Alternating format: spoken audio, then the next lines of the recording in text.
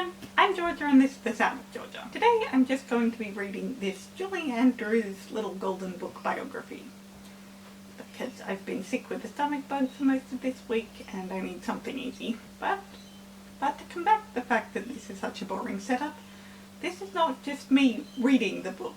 This is me reading the book for the first time. So there will be some level of reaction in this video. It arrived the other day, but I have not looked past the title page because I specifically wanted to make a video of the first time I read it. So this is a Little Golden Book Biography. It came out very, very recently, I think only in the past couple weeks. It's by Christy Webster, and it's illustrated by Sue Cornelison. I hope I've got that name right. And I will have the current page up here. So let's go. Julie Andrews was born Julia Elizabeth Wells on October 1st, 1935 in a village called Walton-on-Thames in England. So far so good.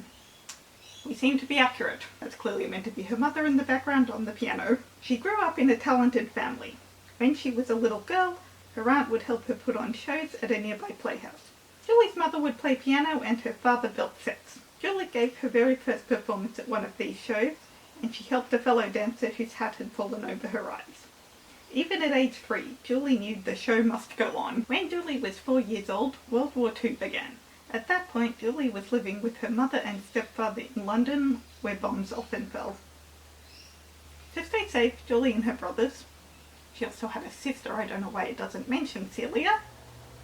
To stay safe, Julie and her brothers sometimes had to go to the countryside and live with strangers. While there, they loved learning to ride horses.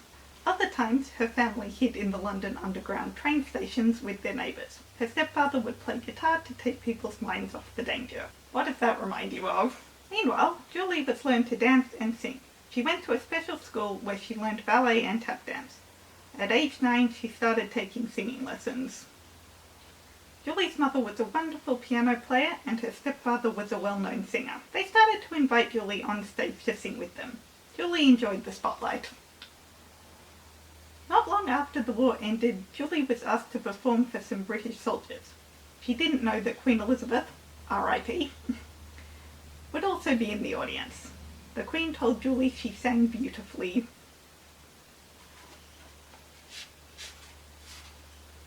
Julie became known for her sweet, high voice. She spent her teenage years travelling around England, singing and dancing in shows. She loved the stage, but she missed her family while she was away. Whenever she was homesick, Julie would go to her dressing room and read. Books helped her feel less lonely. Girl, same. When Julie was 16 years old, she went to see a musical on the West End of London, where some of the best plays in the world are performed. Julie was amazed. The music, the costumes, the sets. She never thought she would have the chance to be in a show like that. But she would, and soon. Just 2 years later, Julie was cast as the star in Cinderella on the West End. There were fancy costumes, a big moving set, and real ponies on the stage. Julie and the show got great reviews. Thanks to the success of Cinderella, Julie got her next big break, a role in a Broadway musical called The Boyfriend. Julie was going to New York. Julie was sad to leave, but she couldn't say no to Broadway. Her whole family gathered at the airport to see her off. While rehearsing in New York, Julie struggled at first. Sometimes she felt she was doing a good job, and other times she didn't. The director told her to play the role as honestly as she could. On opening night, the audience gave the show a standing ovation. The cast and the crew waited overnight at a nearby restaurant to read the reviews in the next morning's newspaper. The critics loved the show and Julie. It was official. Julie Andrews was a Broadway star. Later that year, a songwriting duo named Lerner and Lowe were finishing their newest musical. They didn't think Julie would be available to star in it, because most Broadway actors had 2-year contracts. But Julie had only wanted a 1-year contract for her first show so that she could visit her family sooner. After a quick trip to England, Julie went back to New York to star in My Fair Lady. Julie played a flower seller named Eliza Doolittle who learns to speak like a fancy lady. Just like Eliza, Julie had to learn to speak in a new accent. It was very difficult. Her hard work paid off. My Fair Lady became the longest-running Broadway musical at the time, and the cast recording was the #1 album of 1956. Julie continued to act and sing in hit musicals, aka Camelot. One day, Walt Disney visited her backstage after a show. He wanted her to star in his next movie. Julie had performed on Broadway, at the famous Carnegie Hall, and on television, but never in movies. By then, Julie had gotten married. Not long after giving birth to her first daughter, Julie and her family flew to Hollywood, California, so Julie could star in Walt Disney's Mary Poppins.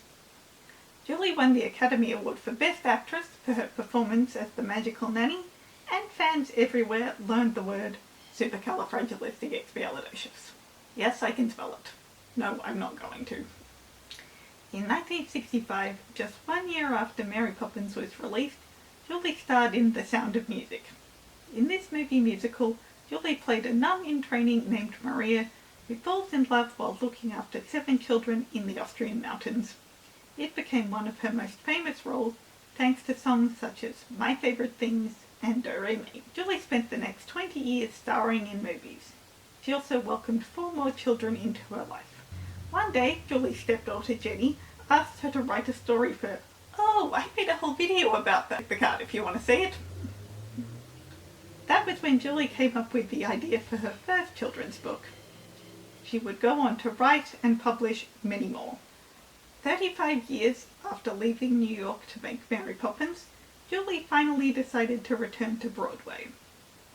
She brought her role from the movie musical Victor Victoria to the stage. Julie worked as hard as ever on the show, and it was a big success. I guess so. Over the years, Julie sometimes found that her voice got very tired, especially after singing in a Broadway show for many months in a row. She had to take long rests, do special exercises, and occasionally have surgery to keep her voice healthy. But at one point, something went wrong. After her most recent surgery, she found that she couldn't sing at all. It was really sad. Julie was sad. She loved to sing, but although 50 years had passed since she had read alone in her dressing room, she knew books could still bring comfort in a difficult time. With the help of her daughter Emma, Julie wrote and published many more children's books and books about her own life. Julie stayed busy. She helped others, spent time with her family, and kept starring in films. She played a queen in the Princess Diaries movies and another queen in the Shrek movies. But she said it was the greatest honour of her life when the real queen, Queen Elizabeth II, R.I.P., gave her a special award honouring her work. Julie Andrews followed her dreams, going from her small village to London, New York, Hollywood, and all over the world. She worked hard to create unforgettable characters on the screen, in books, and on stage.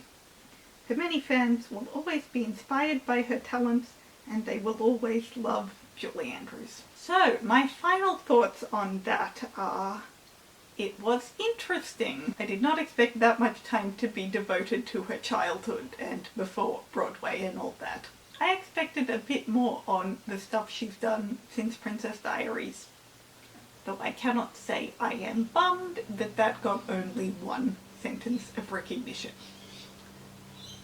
since I don't like it. And I guess I can't fault them for not talking about her film career too much more. I mean, there were a few hits after Sound of Music, like Millie and Victor Victoria, but by and large her film career from Sound of Music to Princess Diaries was unmemorable.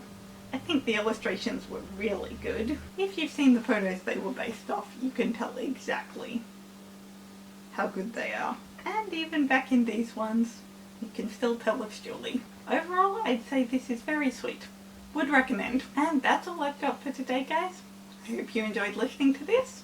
Stay safe, guys. Feel free to like and subscribe, and I'll see you in my video next time. So long, farewell!